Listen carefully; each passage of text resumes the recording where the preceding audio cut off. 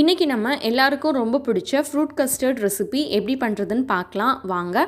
அதுக்கு ஒரு பேனில் நான் 2 கப் அளவு பால் சேர்த்துக்கிறேன். பால் வந்து நல்லா கொதிச்சு வரணும். இப்போ பால் கொதிச்சிருச்சு.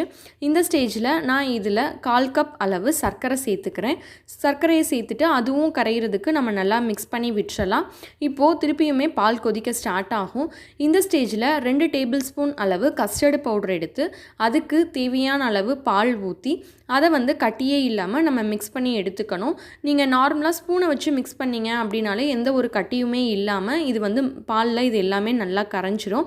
ஸோ இப்போ அந்த கஸ்டர்டு பால் இருக்குது இல்லையா, அதை வந்துட்டு நம்ம இந்த அடுப்பில் இருக்க பாலில் ஊற்றிட்டு இதை வந்து நம்ம விடாமல் கிண்டிக்கிட்டே இருக்கணும். ஏன் அப்படின்னா நம்ம ஹை ஃப்ளேமில் வச்சாலும் கரைஞ்சிரும், கிண்டாமல் விட்டுட்டோம் அப்படின்னாலும் அடியில் அடிப்பிடிச்சு ஒரு மாதிரி ஸ்மெல் வரும். அதனால் விடாமல் கிண்டிகிட்டே இருங்க. இந்த பால் வந்து திக்காக மாறுற வரைக்கும் நம்ம கிண்டிக்கிட்டே இருக்கணும். அப்போ தான் நமக்கு கஸ்டர்ட் வந்து நல்லா இருக்கும். இப்போ பாருங்கள், ஓரளவு பால் வந்து ரொம்பவே திக்காக மாறிடுச்சு. இந்த ஸ்டேஜ் வந்து நமக்கு கரெக்டாக இருக்கும். ஸோ நம்ம ஸ்டவ்வை ஆஃப் பண்ணிவிட்டு இந்த கஸ்டர்டை வந்துட்டு நம்ம ஒரு பவுலுக்கு வந்து மாற்றிக்கலாம். மாற்றிட்டு இதை வந்து ரூம் டெம்பரேச்சர்லேயே வச்சுட்டு இது நல்லா ஆற விடுங்க.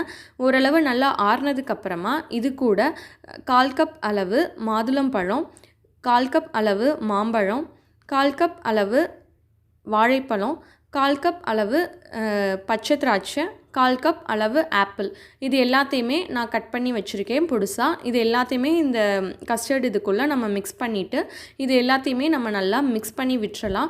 சப்போஸ் உங்களுக்கு வேறு ஏதாவது ஃப்ரூட்ஸ் இருக்குது, இல்லை வேறு ஃப்ரூட்ஸ் பிடிக்கும் அப்படின்னாலும் நீங்கள் சேர்த்துக்கலாம். ட்ரை ஃப்ரூட்ஸ் பிடிக்கும்னாலும் நீங்கள் ஆட் பண்ணிக்கலாம். இது நம்ம இஷ்டம்தான். இந்த ஃப்ரூட் கஸ்டர்டில் நம்ம ஆட் பண்ணுற ஃப்ரூட்ஸ் எல்லாமே நம்ம ஃப்ளேவருக்கு ஏற்ற மாதிரி நம்ம ஆட் பண்ணிக்கலாம்.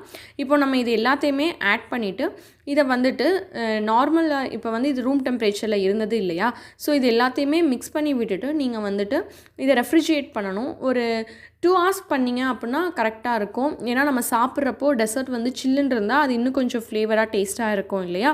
ஸோ இதை ஃப்ரிட்ஜில் வச்சு எடுத்து நீங்கள் சர்வ் பண்ணிங்க அப்படின்னா ரொம்பவே சூப்பராக இருக்கும். அவ்வளோதான், ரொம்ப டேஸ்டியான கஸ்டர்ட் ரெடி ஆகிடுச்சு. இதே மாதிரி நீங்களும் பண்ணி பார்த்துட்டு எப்படி இருந்தது அப்படின்னு சொல்லி மறக்காமல் கமெண்ட் பண்ணுங்கள். இந்த வீடியோ உங்களுக்கு பிடிச்சிருந்தது அப்படின்னா கீர்த்திஸ் கிச்சனை சப்ஸ்கிரைப் பண்ணுங்கள். தேங்க்யூ.